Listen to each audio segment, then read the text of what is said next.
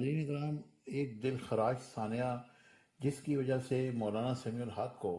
ان کے گھر میں گھس کر قاتلوں نے شہید کر دیا اور وہ اس جان فانی سے رخصت ہو گئے۔ مولانا سمیع الحق ایک ایسی شخصیت تھے جنہوں نے ملک کے لیے بے شمار خدمات سر انجام دیں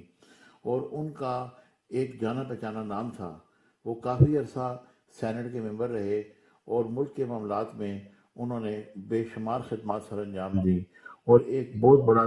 مکتبہ فکر ان کی رہنمائی میں کام کر رہا تھا۔ یہ واقعہ ایسا ہے جس کی جتنی مذمت کی جائے کم ہے، لیکن دوسری طرف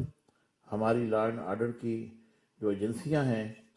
شاید انہوں نے اپنا کردار ادا نہیں کیا، کیونکہ مولانا صاحب کو یہ تھریٹ تھا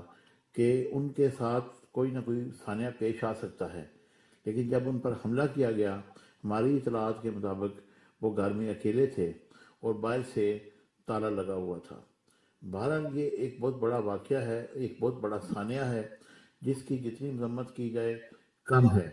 اور اس کی تحقیقات فوری طور پر کی جائیں اور بتایا جائے کہ کون سے لوگ ہیں جنہوں نے ان کو شہید کر کے ملک کو انارکی کی طرف دھکیلنے کی کوشش کی۔ اور ہمیں چاہیے کہ ہم اپنی صفوں میں اتحاد برقرار رکھیں اور اس طرح کے ثانیات